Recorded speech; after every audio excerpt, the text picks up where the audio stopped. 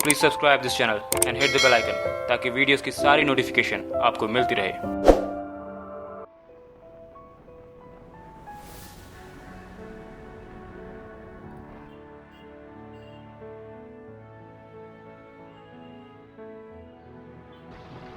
Happy new year 2001 PUBG. Happy new year PUBG, मतलब PUBG को happy new year है।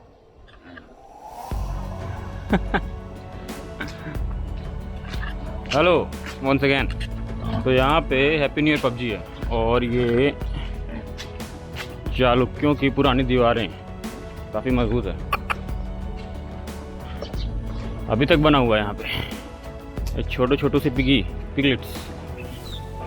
तो फिलहाल बादामी की गलियों में, और ये बादामी का पुराना गेट जो अभी तक टिका हुआ है। क्या बात है, पबजी गेट है, पूरा का पूरा पबजी गेट। और ये पूरे पहाड़ हैं जिनके विषय में पिछले वीडियो में बात कर रहा था। ऊपर फोर्ट है, तो आज देखते चढ़ते क्योंकि बादल तो किया हुआ, पूरे पानी भरने की पूरी संभावना है, लेकिन रेन कोट वगैरह साथ में रखना है। ऐसा लग रहा है जैसे कि कोई हिल स्टेशन पे आया हुआ।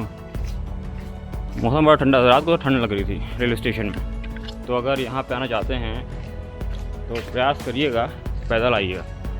ऑटो वगैरह की ज़्यादा कुछ खास ज़रूरत है नहीं, क्योंकि 1 किलोमीटर पे ही सब चालू हो जाता है। वो सब पूरा फोर्ट है ऊपर, और ये वो गलियाँ। तो आगे बढ़ते हैं। तो पिछले वीडियो में मैं बात कर रहा था पुलकेशिन की, जिन्होंने हर्षवर्धन को परास्त कर दिया था। बट अब कुछ ज़्यादा ही उत्सव मनाने लगे थे चालुक्य। भाई देश के सबसे बड़े सम्राट को हरा दिए हैं, अब तो हमसे कोई टिक नहीं सकता, भिड़ नहीं सकता, वगैरह वगैरह। खैर ऐसा हुआ भी। वो न सिर्फ नर्मदा तट पे अधिकार कर लेते हैं, बल्कि दक्षिण भारत के राज्यों को भी हराते हैं। और ये सब चलता रहता है युद्ध के द्वारा तकरीबन 625 तक। खैर उस वक्त एक छोटा सा राज्य स्थापित हो गया था तमिलनाडु के कांची में, या कांचीपुरम आप बोल सकते हैं। और उस वक्त नरसिंह वर्मन वहाँ के नए नए सम्राट बनते हैं। उनके पिता उस वक्त हार जाते हैं, किससे? पुलकेशिन से। लेकिन अब नरसिंह वर्मन जब सम्राट बनते हैं या राजा बनते हैं पल्लव के, तो उनका एम्बिशन रहता है कि किसी तरह से चालुक्यों को हराया जाए और उन पर अधिकार कर लिया जाए। तो अब धीरे धीरे फिर से युद्ध के बादल मंडराने लगते हैं। और उस वक्त चीन से एक यात्री भारत की ओर बढ़ता है, हेनसांग नाम का। काफ़ी कुछ उसे लिखना था भारत के विषय में, क्योंकि वो जिज्ञासु था, थोड़ा सा हमारी तरह ट्रेवलर था। और ये हम लोग पहुंच चुके हैं म्यूज़ियम की ओर। तो जो हेनसांग आया है तो बढ़िया है, एक नंबर का। ये है वे टू म्यूज़ियम।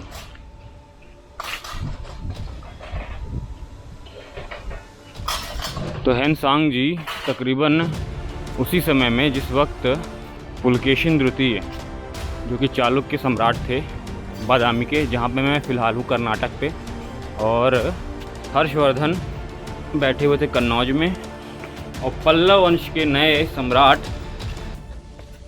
जो कि इतिहास बदलने के लिए आतुर थे, वो कांचीपुरम में बैठे हुए थे। क्या नज़ारा है, बेहद खूबसूरत।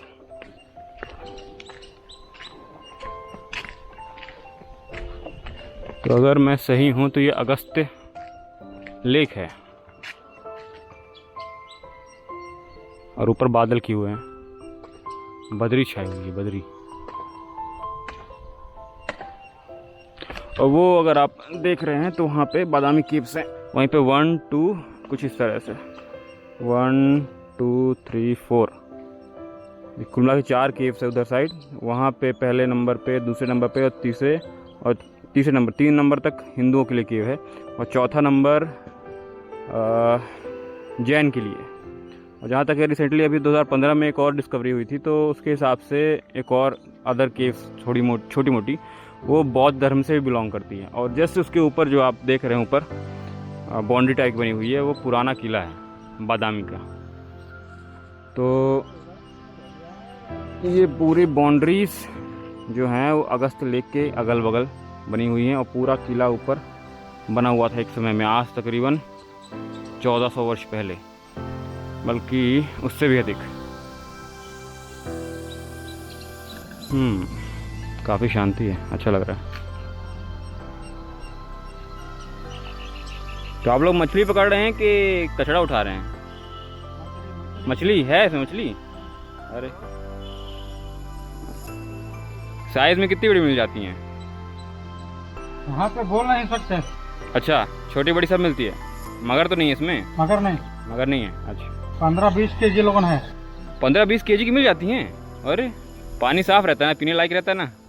नहीं पीते। पानी नहीं पीते? अच्छा, कपड़ा वो धोते ना। अच्छा, कपड़ा धोते इसलिए। कोई रोकता तो नहीं है क्या कपड़ा धोने वालों को गंदगी फैलाने के लिए? कौन रोकना सर? हाँ, इतना सुंदर जगह है, कोई भी नहीं रुकता। बहुत सुंदर जगह है। बहुत दिनों से है ना कपड़ा धोने का। हाँ, ऐसा हो कि यहाँ पर रोकने को कोई सेंट्रल गवर्नमेंट कुछ नहीं कर सकता। नहीं तो यहाँ के सरपंच लोग कर सकते हैं ना। सेंट्रल गवर्नमेंट से क्या मतलब है? यहाँ के जो लोग हैं तो उनके सरपंच हो गए होते हैं ना, पंचायत बैठती है ना, पंचायत हो गई, तो उनको समझाएं कि देखो अगर आप करोगे आप तो यहाँ टूरिस्ट कैसे आएंगे, कम आएंगे वगैरह वगैरह। गर्मी में सूखते हैं तालाब ये? नहीं सूखता है। अच्छा, कभी नहीं सूखा आज तक? सूखता है। हाँ, पूरा पानी नहीं जाता है। पूरा पानी नहीं जाता, थोड़ा बहुत है ना। यहाँ पे कौन कौन सी मछली आपके कन्नड़ में क्या क्या नाम रखे होंगे ना? हर मछली क्या क्या कौन कौन सी मछलियाँ हैं यहाँ पे? कामन कर है। कामन? हाँ, कन्नड़ में कामन ही बोलते हैं। हाँ, कामन ही बोलते हैं। और कौन सी मछली है? और बिच्छू डोक बोलते हैं। बिच्छू डोक? हाँ। कितनी बड़ी होती है वो? 4 केजी लोगों। 4 केजी? तो क्या यहाँ पे जो मछलियाँ हैं यहाँ लोकल में बिक जाती हैं कि आप लोग बाहर बेचते हैं? लोकल? हम नहीं भेजते। हाँ, सिर्फ खाने के लिए जाने। अच्छा, खाने के लिए जाते हैं। अच्छा, ऐसा है। इधर जाला गिला नहीं डाल सकते। अच्छा, स्टिक खेल सकते हैं। हाँ हाँ हाँ, जाला गिला नहीं। मतलब यहाँ पे मत्स्य पालन नहीं होता, सिर्फ नॉर्मल है ना। बहुत खूबसूरत है। आप तो यहाँ रहते हैं तो आपको उतना ही लगता होगा, हम तो बाहर से आए इसलिए हमको लग रहा है। थोड़ा सा और डेवलप हो जाए ना तो बहुत भीड़ लगेगी यहाँ पे। तो हेनसांग के विषय में आपको बता रहा था। और हेनसांग घूमते घूमते पहले जाते हैं पल्लव राजवंश के राज्य में, और वहाँ से वो आते हैं बादामी। मगर उनको कुछ खास जानकारी नहीं रहती है कि पॉलिटिकल कंडीशन क्या चल रही है, और युद्ध के बादल ज़रूर मंडराते रहते हैं। तो उन्होंने जो अपनी किताब लिखी उसके विषय में कोई ख़ास जानकारी दी नहीं कि पल्लव और बादामियों के बीच कोई युद्ध हुआ था, क्योंकि यहाँ से फिर वो जाते जाते कांधार चले जाते हैं।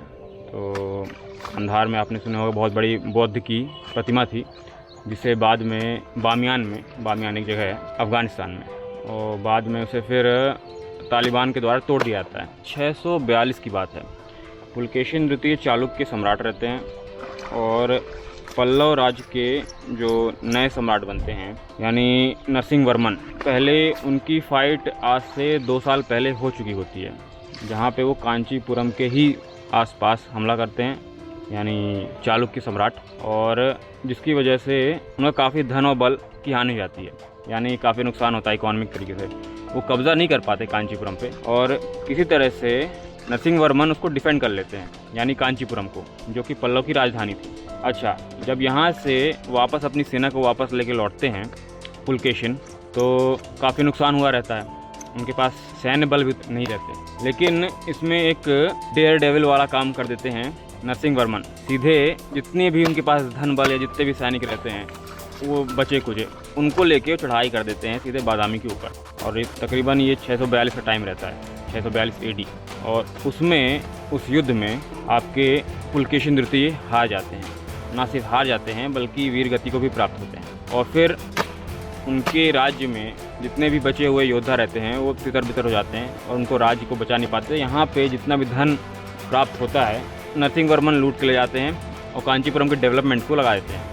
तो एक तरह से देखा जाए तो एक समय में हर्षवर्धन को हराने वाले पुलकेशिन द्वितीय देश के सबसे शक्तिशाली सम्राट बन चुके थे, यानी बादामी को सबसे शक्तिशाली राष्ट्र बना दिया था उन्होंने। और उनको यानी बादामियों को हरा के आपके नरसिंह वर्मन ने पल्लव राजवंश को सबसे शक्तिशाली बना दिया था पूरे देश में। ये सब चल रहा था। और हेनसांग उस वक्त एक राज्य का नाम लेते हैं। मोहलाचा एक शब्द बोलते हैं अपनी किताब में, जिसका अर्थ होता है महाराष्ट्र। तो महाराष्ट्र एक्चुअल में बहुत पहले ही उपयोग किया जा चुका था, यानी चाइनीज़, यानी महाराष्ट्र को चाइनीज़ में मोहलाचा बोला जाता है। ये सब चल रहा था। यहाँ पे ये बगल में रास्ता जाता है और ऊपर पूरा फोर्ट बना हुआ है। पूरी इधर ही फोर्ट है और उधर ही फोर्ट है।